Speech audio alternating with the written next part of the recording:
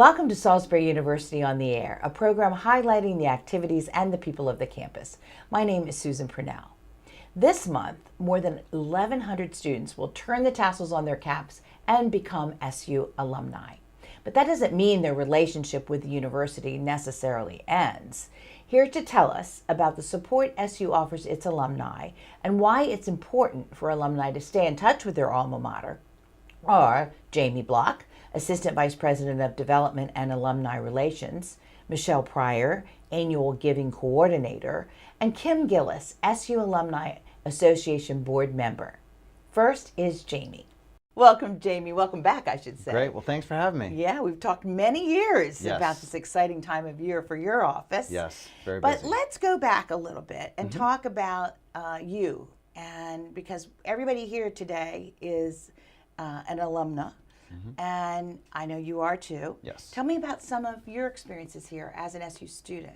Well, I was undergraduate. I was a history secondary ed major, and then I got my master's in education here. So I was here for 6 years, which was great. Enjoyed my time and played lacrosse here. So that really set the stage for myself a little bit later in life. I still help out with the team when I can, but it's really those connections a lot of times really help me where I am today, and just moving forward with life, and just enjoying, obviously giving back that way, but also with my family and those types of things as well. I met my wife here, who's a proud alumna. So When you were at school? Yep. So it's definitely, this university's meant a lot to me. I guess so. Obviously professionally, but personally as well. It's really a great place to be. So I know you've had several different jobs. When you first came back, what were you doing? I was the major gift officer in our last campaign, so I really worked on a lot of the naming opportunities in Purdue Hall and the teacher ed building as well, and some other things across campus, and then really worked into, we had an organizational change at SU, so I was able to take the Director of Alumni Relations position when Jason Curtin moved on and moved up, and then that morphed into Assistant VP for Development and Alumni Relations that I do now. So I do a lot of work with our development office and office alumni relations as well. So it's really a great place to be. So what types of services does the alumni office offer the alumni? Well, we're really that connection between our alumni and the university. One of the services that we have is really working with career services on a limited basis for our alumni to kind of help them with resume building, those types of things. We're really starting to solidify that relationship even more. Kevin Fallon and his crew do a great job working with our students, and they offer some of the services to our alumni as well. We also have some opportunities with Geico with some discounted insurance, especially when you're just starting out as a younger alumnus. It's a great way to get the insurance that you need at a discounted rate. But we also offer some other opportunities, with our events and things like that, that really offer some networking opportunities and just ways to really get your foothold in the business world if you're a younger alum. So you reach out not just locally but all over to alumni. How Yes. far reaching is your network? Sure. And what are the events that you have in these different areas like? Well, I tell you, we've had events all around the world. Right now, really, we're just have events in New York. We have, just this past semester, we've had events in New York City with some of our students and alumni together. We've had some in San Diego at a professional lacrosse game where we had an alum playing, Kyle Hartzell. So we've had them all across the country and in between. So it reaches all across the country. So you're almost staging reunions in different places, is that right? We do, to an extent. It's an opportunity for alumni to get together. We were just in Atlanta last week, so we really try and give alumni, especially in those different areas far from Maryland. People don't realize how far-reaching our alumni base is, and they don't understand how many alumni we have in different pockets. So it's great for them. Are you traveling all the time, Jamie? I don't travel all the time, and we spread it out, but I've been in a couple, been around a little bit. I know I've seen you in the airport several times. Yes, we have seen each other. Right. So I definitely travel a good amount. Yeah. But it's great. It's great reconnecting with alumni, especially when they have not been back to campus very often. It's great to give them an update, connect with them, and then connect them with other alumni in the area as well for networking. What do you do here locally with alumni? We do a lot of different events locally. We've been at the Shorebirds. We've had things at Adams Tap House in the past. We're going to be at Dogfish Head for a tour coming up. So we've done some various things with socially. We've also done some other informational sessions. Mary DiBartolo did a session on Alzheimer's. Dr. Sherry Maykrantz did something with opioid abuse. So we've done some things on campus as well for alumni, for educational, and then we have the social as well. So we try and hit on a couple different areas for our alumni, depending on what they're interested in. Now, every year when we talk at this time, we talk about a special event coming up, and that's the Alumni Homecoming. Sure. Tell me a little bit about when and where and what's fun that's going on. Sure. So it's October 18th through the 20th. So it's that Friday through Sunday. We'll have a football game on that Saturday as well. We're going to have our Hall of Fame that Friday evening. Those inductees have not been chosen yet.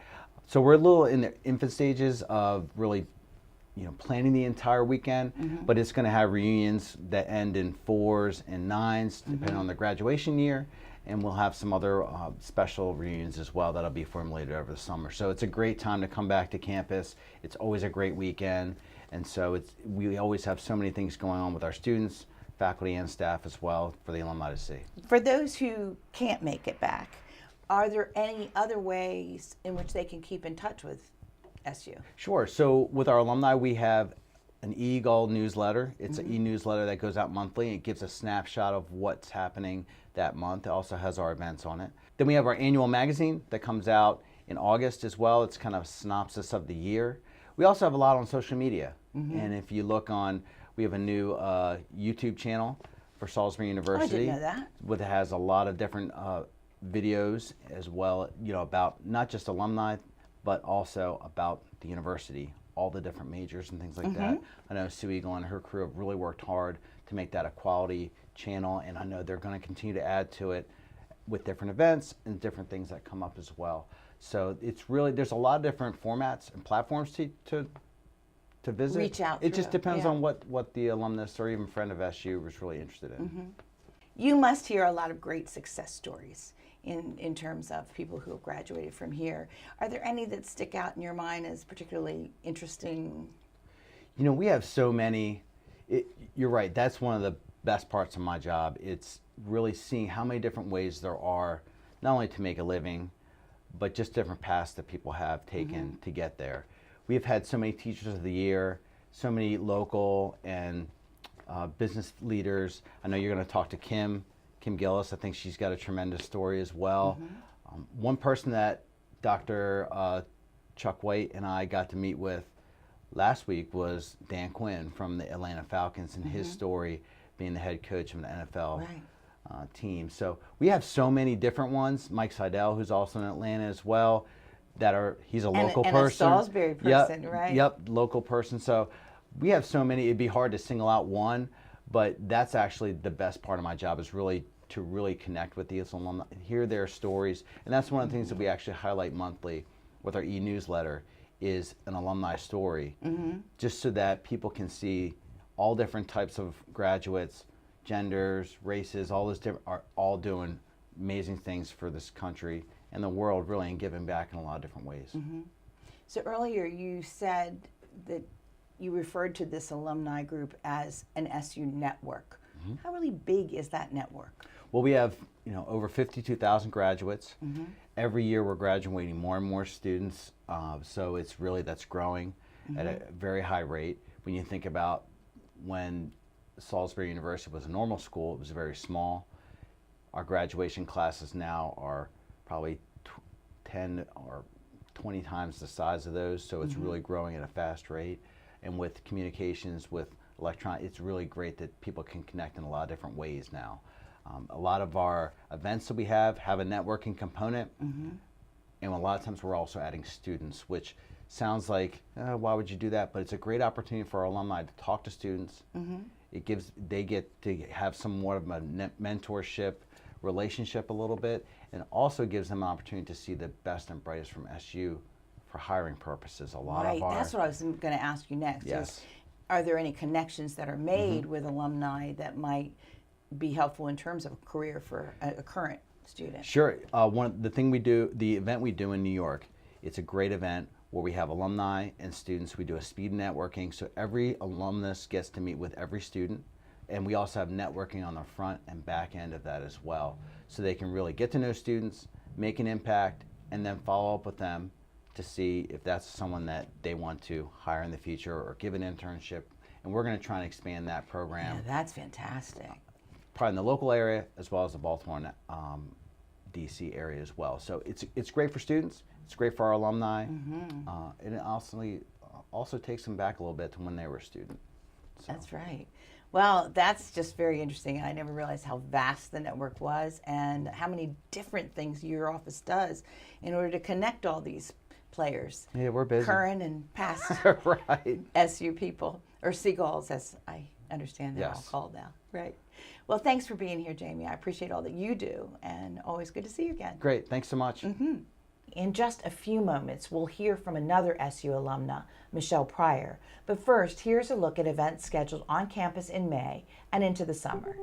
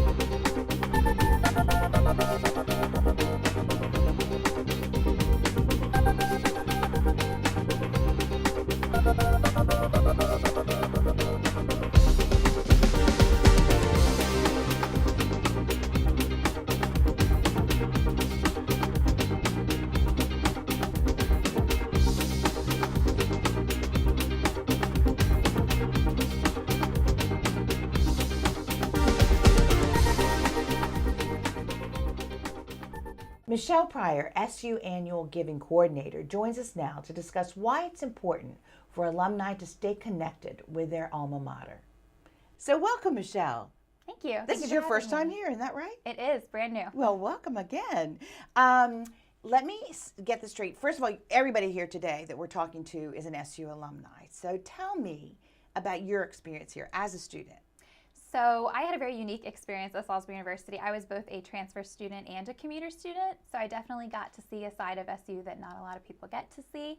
But I was a communications arts major with a journalism public relations track. So I had a lot going on in the liberal arts sort of section of the university, and through that I was able to get an internship with a local NPR station. So SU gave me a lot as a student, and I really enjoyed it. Is that where you went right after college? I did, yes. NPR? Actually, the same place I got the internship at, I ended up getting hired as their membership assistant. I think that happens a lot. It's such a great entree, and you know if you like them, they know if they like you. Exactly, that's terrific. yes. And I think Salisbury University does a great job of connecting and making those connections. That's good to hear. Why did you decide to come back to work here? So SU is definitely one of the best places in my mind that you can work on the Eastern Shore. And I've always had a passion in my life for education, my own education, the education of others. So when I was working at that NPR station, And I was getting that fundraising experience when the opportunity opened up at SU to use that fundraising experience to help my alma mater. I just thought that's a no-brainer. I had to do it. I got to do it. That's great. So what exactly is an annual giving coordinator? Yes. So an annual giving coordinator, my job as an annual giving coordinator is to, through a variety of programs and initiatives that we have, I reach out to alumni of SU, friends, parents, current students, and I spread awareness about the needs of current students and ask them to support financially to help them meet those needs. Now, I know you're in charge of the annual phone-a-thon. Tell us a little bit about what that is. Of course. So 9 to 10 weeks each semester, I have a variety of very wonderful students who come in and they call alumni. Students, current Yes, students. so current students of all different backgrounds and majors, they call alumni of those same majors or schools, and they update their information. They share news about the university, like when Dr. White joined us, they were calling alumni to share that. And then finally they ask for financial support of current students. So how do people take those calls? How do the alumni that you talk to respond? In general, they're very receptive to our phone calls. We have about 30,000 phone numbers for our alums, so it's a huge group, and a lot of those are donors, former donors. So they know that we're calling, they like to chat with the students. It's a similar call every year, and they get to speak to someone new. But even when they aren't able to give back, they have wonderful conversations with those students. Like I said, they're of similar majors, so a lot of times it's equally beneficial for the student they're talking to. They're able to learn about job opportunities. Sometimes they get their resume and their foot in the door with someone who's willing to connect with them on LinkedIn. So there's a lot of ways that alumni can give back in that regard. Oh, that's interesting, yeah. And students really, they don't realize all the jobs that are out there. Another thing that I know that you, I think, came up with was the Giving Day. Yes. Brilliant of you to Thank come up you. with that Our idea. Giving Day is our 24-hour fundraising challenge. So each year, this is our third year doing it. April 2nd, 2019 was our third year. And we reach out to Seagulls around the world who on this day, whether they're alumni, parents, friends, they give back to support the areas of SU that they care about the most. So whatever program impacted them, that's the area that they usually support. And what makes it so exciting and what makes it such a challenge is that we have some very generous alumni, Wayne and Melissa Judkins, who these past 3 years have encouraged giving with some sort of match, whether that's $50 or up to $50 was this past year. Alumni and students were able to give to an area of campus, and the Judkins would give a matching gift to the same area. So talk about generosity, that you are able to double your gift and double your impact on that day. So that combined with other program matches, challenges, raffles, it's really just an exciting day for everyone to join together and give back. The reason why I'm so passionate about it is because usually we deal with more modest gifts throughout Phone-a-thon, $25, $50, and I feel like sometimes those donors can't see the impact of their gift. They don't know that they're actually making a difference because it is a more modest gift. But on Giving Day, when those modest gifts just combine to raise over $200,000 One day. in one day, you understand the impact of your gift and what it's doing for current students. So. Is that with the match or 200 plus the match? So $200,000 was with the match, but just donations without any sort of match, over $140,000. And I don't know anyone who would give up $140,000 for current students. Absolutely. Yeah. Tell me where the money goes. So a lot of times people think the money is spent by SU, but I feel like I'm trying to dispel that myth because it's really the hardworking faculty and staff and current students who spend that money, whether that's on their organizations or their departments. It can go to a lot of different initiatives for student clubs and organizations. That can go to conference fees or travel. For sports, it can be equipment or practice space. And for the departments, especially this last year, we've seen a lot of funding for travel to national conferences, for research presentations, and for even sometimes just updated equipment in the STEM field. We see a lot of the smaller things that people don't necessarily replace or have the money to spend. That's where these private donations really make a difference. It's amazing. I'm on the women's circle, and we had two of the ladies that we had got given scholarships to this past year. And you always think, well, how much difference can $1,000 make? The biggest difference. Yes. The ability to go to a foreign country and study coral in Guatemala, or it's just amazing. The experience of that experience culture, they never would have had before. Exactly, the travel, what they learned there. Yeah. The benefit to the students is immense. Yeah, that's great. Why do you think it is important for SU alumni to support their alma mater once they've left?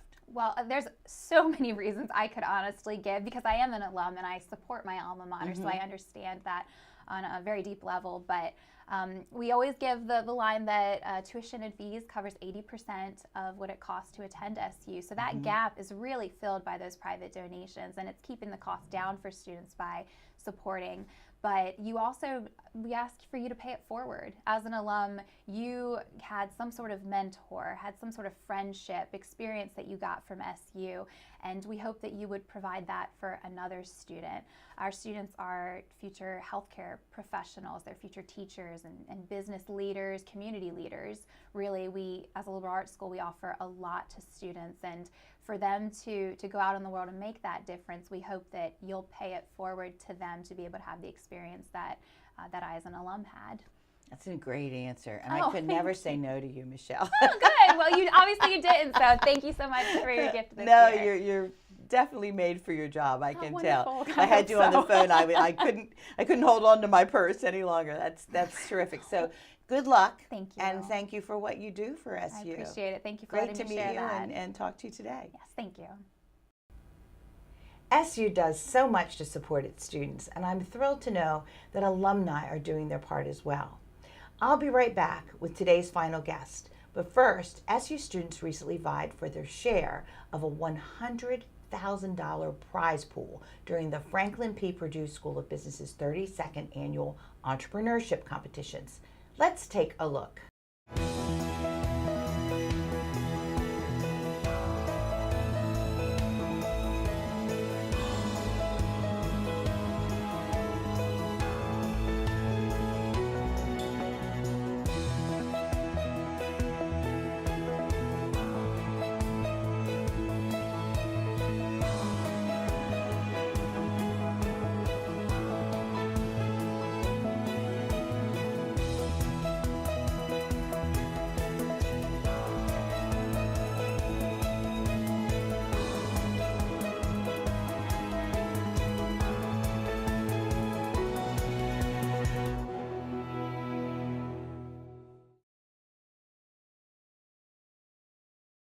That's so interesting. It's amazing how much of an impact students have the potential to make through their innovative business plans. And speaking of making an impact, our final guest today is Kim Gillis, SU Alumni Association board member, to tell us about what the association offers for SU alumni. Welcome, Kim. Thanks, Susan. This is the first time I've had to talk with you on TV. I know. I'm glad to be here. Yeah. So tell us a little bit about your experiences as a student here at SU. Well, without a doubt, SU was by far one of the best choices I ever made in my life to attend SU. One of the things that stood out when I was looking at colleges was the class sizes, and I love that SU presented a more intimate class size, class setting, and you could actually get to know your professors. So you wouldn't just be a face in the crowd or a number or a name. I actually got to know my professors and also the other students in my class. So that was one of the things I loved. And I also loved the location, being close to the beach, within 2 hours of various multiple major cities. So that was really exciting. And I also played field hockey while I was at SU for a year. So immediately I developed a great group of friends that I still am close with to this day. As Jamie just said, he said you are one of the most successful people he's known that's graduated from here. Those were approximately his words. That might be a stretch, but thank you. I thought that was a lovely compliment. So tell us what it is that you're doing right now. Sure. Well, interestingly, when I graduated from SU back in '99, about 20 years ago now, wow, I joined Becker Morgan Group. It's a local architecture and engineering firm. And they were just initiating a marketing department. They'd never had a full-time marketing person, and of course my degree was in marketing. So I got a job with Becker Morgan Group, and again, 20 years later, here I am. So I've had the opportunity to grow with the firm. We've added offices, we've gone through mergers, name changes. So it's been a really interesting opportunity for me, and I'm glad to still be there this many years that's later. Wonderful. Yeah, I feel very fortunate, and again, Yeah. there was a lot of growth opportunities involved. And another interesting point is that my advisor at SU had recommended me for the position to Becker Morgan Group. So it goes to show those connections that you make while you're in school can benefit you, upon graduation and beyond. Yeah, that's great. Now, I know work is very important, but you also are very involved in the community and lots of different boards and that sort of thing. What are some of those? I'm involved with the Warwick Community College, their board of trustees. I joined them about a year and a half ago. So obviously higher education is a real interest area for me. And I've also been involved with the Salisbury Area Chamber of Commerce for many, many years. You were president at one That's point, correct. right? Yep. I remember that. Yeah, so a lot of involvement with them, and then different committees in the community otherwise. And how did your time at SU, you sort of alluded to this a little bit, but really affect the way the person that you've become? Sure. Well, I think one of the things that SU taught me, and again, maybe because it is that more intimate scale, but getting involved, being engaged, really the networking piece of thing is something that stuck with me. So during my time at SU, I got involved with different civics, student organizations, such as the American Marketing Association. I traveled with them for one class trip, and that was really neat. Being involved with field hockey. So I think being involved was something that really hit home and stuck with me, and to this day is still really important to me. It is important. I couldn't agree more. How did you get involved then with the SU Alumni Association? Okay. Well, actually, that was back in 2012. But prior to that, I served on the SU Purdue School of Business, their Career Advisory Board. That was a group that I had served with for a few years. And then I had different speaking engagements in classes or, when it's Women's Leadership Week or whatever. So I'd stayed involved with the university. And about 2012 is when Jamie Block contacted me about joining the Alumni Association. And of course, I also knew Jamie. We knew each other through, I think he played lacrosse and I was on field hockey. So a lot of times, the students just get to know each other from campus and athletics, whatever. So he approached me, and I was really honored and humbled to be able to join the Alumni Association. As far as the Alumni Association goes, what types of services does it offer? If you visit their website, they have a pretty comprehensive list of different affinity programs that are available with insurance packages, and there was even a credit card offer at one point. I think there's a hotel package. So it's a pretty comprehensive list. But I think what I have found most beneficial are the networking events. They host a lot of networking programs and events, and I think that provides a lot of services as far as, social networking, professional networking, even career opportunities, connecting with others. When we've hired, my first step is to always turn back to SU. So the folks that you meet, so again, I just think the networking is comprehensive. Well, you can come back to somebody at SU that's been successful here, like you were, and it's a pretty good chance that they're going to be good at what they do. That's right. Yeah, they really prepare their students, and we've been really happy with all of the graduates that we've brought on board. So you have brought some on board. Absolutely. Absolutely. Oh, that's great. Well, then that answers my next question, which was, what's the advantage? It's that networking is just so important. That's right. Yeah, I can't emphasize that enough. I mean, that's something that has been really important to me. Again, from multiple aspects. It's, meeting people professionally for career opportunities, whether you are looking for a career or whether you are, looking to fill a position in the firm. But also the social aspect. It's helped my college friends and I stay in touch more. There's an event coming up at Camden Yards that's in Baltimore, and so we're all going to reconnect there, and it's neat. So the events aren't only in Salisbury, but they're nationwide, really. I think there's a chapter in California.